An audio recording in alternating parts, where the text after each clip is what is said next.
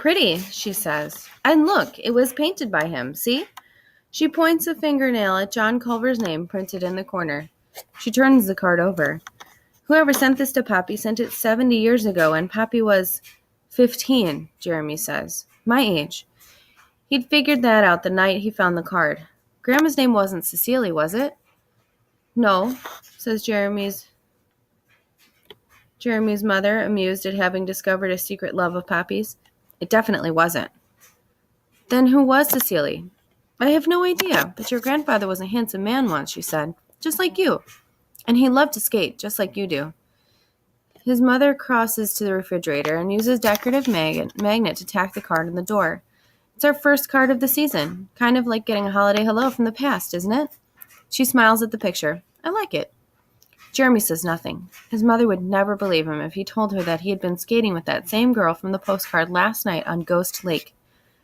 Why didn't you tell me your grandfather was dead? Jeremy asked Cecily late that afternoon at the lake.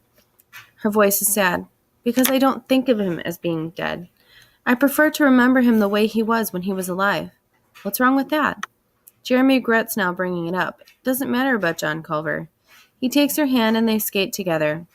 The moon, already risen, is pale in the sky, but as night deepens, the moon glows into life like a candle in a window, celebrating the solstice.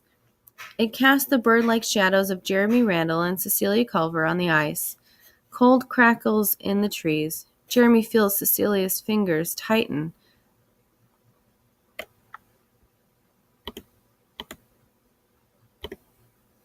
Around his hand. You aren't scared, are you? He asks. No, she answers, just a little cold. Who put this here? Surprised. Poppy turns and looks at Jeremy. Mom thought you'd like to see it. I found it in the attic. Jeremy stares at his grandfather, a thin man now with white hair. His eyes are a watercolor blue, like Jeremy's own. Jeremy remembers what his mother said about Poppy being handsome and strong once, and loving to skate. As Poppy stares at the picture on the postcard, his annoyance melts away. Who is she, Poppy? An old friend, he answers quietly. Did you love her? Poppy smiles sadly. I thought I did, but her father wouldn't let anybody near her. No one was good enough for Cecily Culver. Then Poppy looks up, willing the memory away. He's about to toss the card into the garbage, but Jeremy stops him. Don't. Poppy looks at him surprised. She's back, Jeremy says. I mean, her granddaughter is back. She's staying at the lake. Poppy's eyes go wide. What? Her name is Cecilia, too. No, Cecilia Culver couldn't have had a granddaughter. Why not? Because... Poppy hesitates. Jeremy stares at him, waiting. Because I was with her on the ice when it happened. When what happened, Poppy? Jeremy says, exasperated. The ice cracked. I tried to save her, but she slipped out of my hands.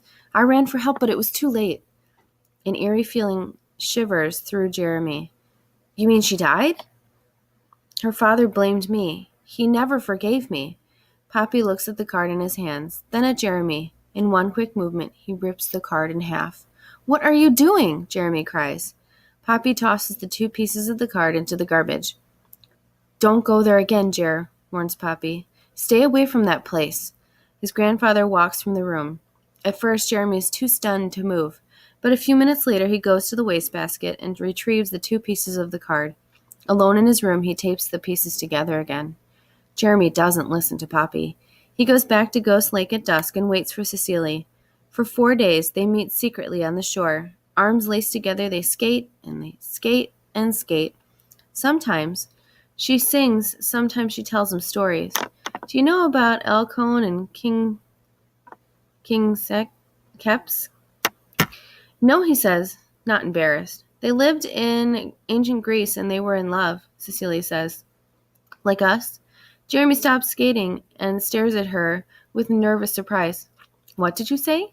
Cecily giggles and skates away. He chases her and catches her around the waist. What did you say? He teases her. Tell me what you said.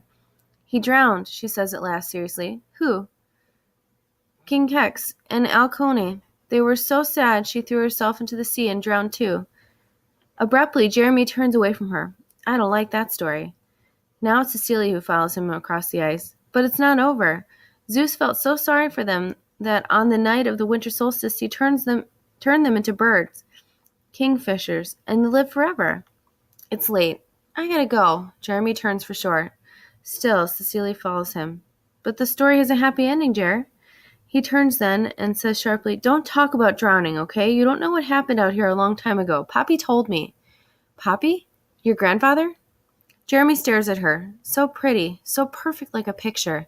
Still, he's not sure who Cecilia really is, and why she would lie to him about being John Culver's granddaughter. She steps forward to touch his cold, unmittened hand. "Don't be mad at me," she says. "I'm not mad, I just—" Suddenly he feels a little frightened of her. He moves away from her touch. "I'm leaving," she says then. "What?" "We're going home tomorrow. Tomorrow will be our last night together, Jer." They step off the ice and begin to remove their skates. Jeremy's hands are numb. He fumbles with the laces. He hadn't thought that one day Cecilia might not be here. His head spins, and he wants to tell her he is sorry for shouting at her. He wants to ask her if she really meant what she said. She loved him, but no words come out. "Meet me here tomorrow," Cecilia says, standing. Her skates are tied over her shoulder. "Cecilia, wait!" Jeremy's fumbling with his own shoes, but she disappears into the shadows of the firs. It's late afternoon. The hockey game is not even close. Jeremy misses an easy shot, and Hugh shouts at him.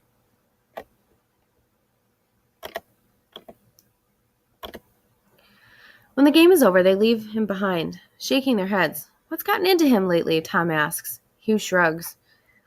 It's the night of the winter solstice, and the darkness comes early to Ghost Lake. The dim moon rises above the trees. Alone now, Jeremy skates out beyond the dock. His eyes search for the gleam of moonlight on her winged feet. He listens hard for the scurrying sound of her skates, but hears only the crisp, thin sound like a violin. It drifts on a bluish mist from the lake's far shore. "Only a bird," he says out loud. He leans forward into the wind, and as he skates, one long stride after another. What if she doesn't come, he thinks. No girl has ever told Jeremy Randall that she loved him, and he didn't want to lose her the way Poppy lost Cecilia years ago. Then he sees her. She moves from tree to tree, then kneels in the snow and laces her skates. They join arms and they skate.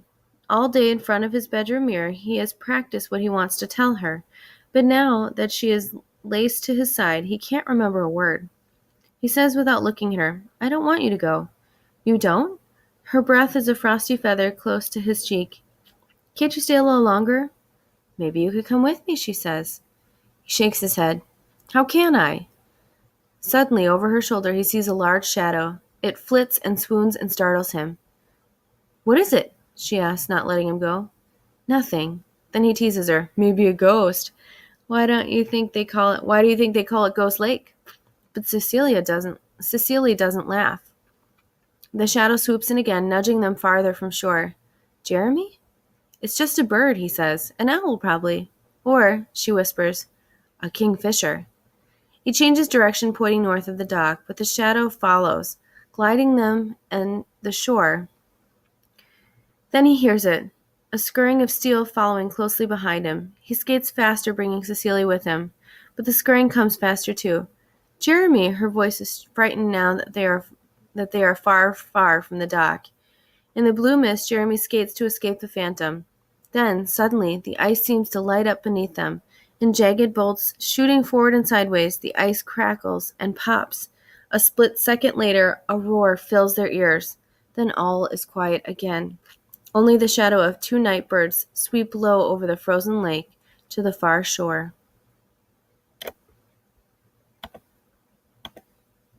"Jer?" His mother knocks on his bedroom door. It is after 9 o'clock, and it's not like Jeremy to be so late getting home. She pushes the door open, feels for the light switch on the wall, and flips it on. The room is as it was this morning when she left for work. She picks up a sweatshirt tossed in the bed and folds it. As she opens the bureau drawer to put it away, she spies Poppy's postcard. It has been ripped and taped together again. The girl is still there, and the boy too, skating on Ghost Lake. Something is different about the picture, but Jeremy's mother can't quite place it. She shrugs and turns away, leaving the light on for Jeremy when he comes home.